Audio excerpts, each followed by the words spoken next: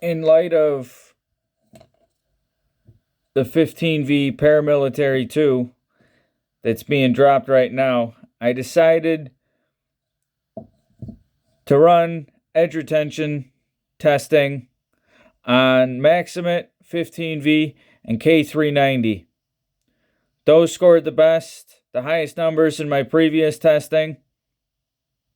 And I decided that this roundabout, instead of setting micro bevels, be constrained to testing parameters, I was going to use this stone and put the best edge that I possibly could, roughly trying to make it about 10, 11 degrees per side. This is 1,000 grit vitrified CBN. This was Triple B's first generation stone before he moved on to the Super Vits. I really enjoy this stone a lot. Even though it loads more than the Super Vits, it requires a 10-15 minute soak. For whatever reason, I enjoy this, and it's also a little bit wider than the 8x3 super vitrified stones. 1.5 inch sanding roll. That's what I used. And as usual, till it no longer passed the red check mark. This is what I use. I know other people do differently, but this is my testing. This is what I like to do. And these are the big time heavy hitters, at least in my testing, for production folders. I try not testing customs too much unless I have no choice, like Magna Cut. At 1,000 grit edge, on edge number 3, I believe, 3 or 4, I got 495 cuts before it no longer passed the red check marker for 15V. The next one I actually tested was Maximate. I got 520 cuts. Finally, I tested the Seki City K390. I got 460 cuts. Out of all these high performance knives, I still recommend the Seki K390, whatever model you like. It's not going to not have as much edge stability as the 15V, but it has more than the Maximate. Maximate gives you the most cutting. It's still the king of edge retention, at least in the samples that I've tested. But for the money, I honestly think you can't beat K390. Now, after I finished this, I decided that, you know what, maybe I ought to keep continuing and testing what my own edges are, because I find that a lot more fun. And to me, it's more applicable to me as opposed to having test edges, because I normally don't run micro bevels. Having a set number of passes to set the micro bevel, I decided, you know what, I'm going to do the exact same thing, but I'm going to actually document and save the cards to actually see where the edge actually is at certain benchmarks. I decided to go at 70, 110, 140, 180, 210, 240. I haven't gone past that on the testing I've done so far, but I feel like it would be a good idea to actually see where the edge is in relation to how much work was actually performed. That way you could actually have each knife doing the same amount of work and seeing what the deformation effect actually is. Every day I like to test at least one knife. And we grabbed the Sebenza S45VN. I wanted to test the Incosian S35, but I saw this first and I said, why not? I'm going to test that eventually. This little Temperance 3, I put an edge on it, I think, probably like the third week of January. Believe it was the 1000 grit ceramic. However, I was just kind of curious. VG10, why not? Faster I dull it, the faster I can put another edge on there and test that. This actually is a very fun knife to carry. Black Friday deal. They are going to have it in K390 eventually, which does interest me. And I'm not sure if I'm going to move on it or not, but we threw that in the mix. S35 VN, Tenacious. I don't see anybody actually testing this. And I'm always curious to see what it is. I told myself that if the right price came along, I'd grab it. Well, Black Friday. It's a good price. Got it. I've been testing it. Throwing that in the mix. And this Avispa D2, it scored high in my testing. And I wanted to run it again to see if it was a fluke. Just to see what I would actually get out of it. Now, I've actually, I would always do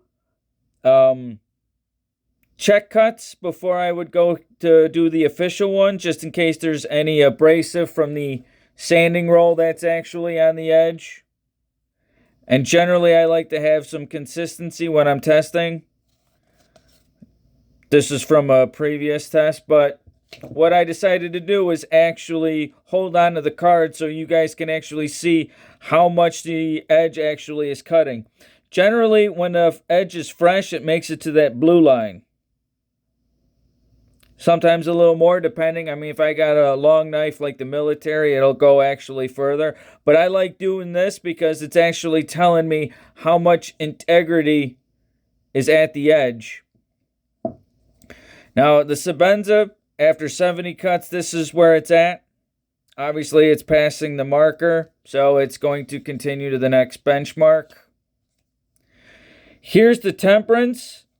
I was getting sporadic numbers, but what I was thinking was because of this blade shape, I think I was actually moving and then I was actually twisting in more just to deal with the blade shape.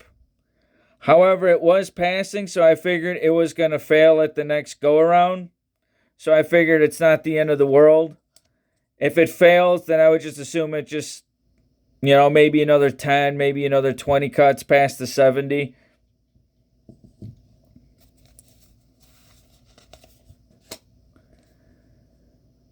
The Tenacious, 70 cuts.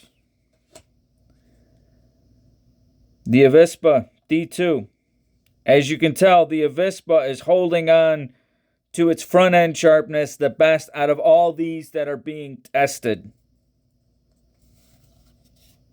For D2, I think that's, even in Gerald's testing, you always see that it always holds a high shaving sharpness before the working edge just goes down pretty fast. Sebenza, 110 cuts. It's still passing the check marker. I was hoping to have a little bit more, but it's like it's still passed. It's still going. Temperance, barely going over. So I decided to let it go to continue the next round. The Tenacious, still getting more consistency. Okay. These might have been fluke check cuts, but look at the consistency on here. This is generally what I like to go by. I like to have 3 or 4, maybe 5 that are actually hitting the same distance because that might have been a fluke. That's why I always check multiples. The Avispa is still holding on to its front end sharpness very well at 110 cuts, cutting abrasive material.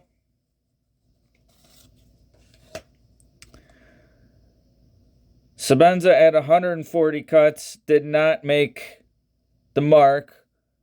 So I'm going to say that the Sebenza stopped at 140 cuts. And it's right there too. So maybe 135, 140, but 140 is where it actually, I'm calling that one over. Same thing with the Temperance.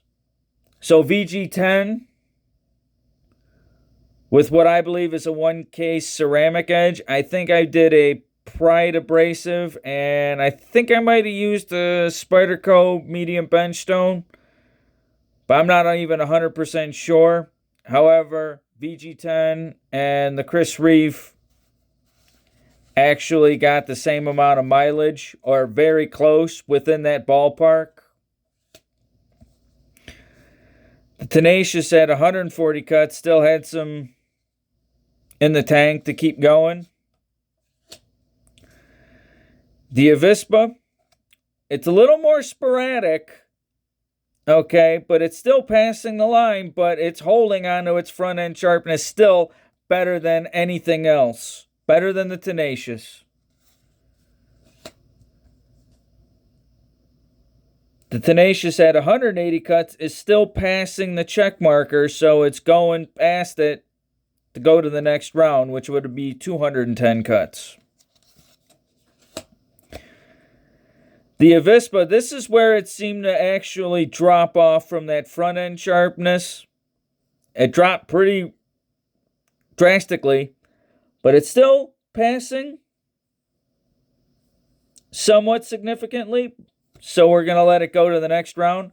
I figured it would probably fail at maybe 190, but the next benchmark is 210 cuts. So we'll see how that works. The Tenacious at 210 cuts did not pass the line.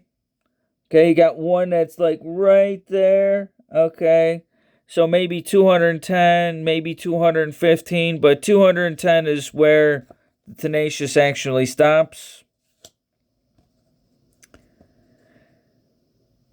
Now, this Avispa had a little bit more than the Tenacious at 210. Just a tiny little bit more. And so we decided, we'll just let it go to 240, see what happens. So maybe we could say that the Avispa stops at 230, but it does not pass the check marker, at least for me. This is how I test, and I'm using these as kind of set benchmarks and basing my edge results on what actually happens here. And obviously, something like VG10 and this Tenacious, the Tenacious actually starts pushing at the heel, where the VG10 actually was constantly cutting it at the heel, just like the Chris Reeve. VG10 has a little more edge stability, a little more resilience. It's working the whole entire edge. However, this is just a little bit more cutting power, but the Avispa actually surprised me again, lasting the longest in this style of testing. Obviously, it's not going to hold a candle to something like Maximate, but this is what I've done recently, and I hope you find that interesting. And I plan on doing more testing like that. I got a S90V Shaman ready to go, but I want to run it against something. I'm not deciding on what yet. This is probably enough for the Shaman, so I'll probably have to get another roll, pull that out. But I always like to run it with something else just to see, like, how does it compare. I was thinking Crewware, but I might do Magna Cut with it. But hopefully this is a visual to actually see how the edge is actually slowly blunting.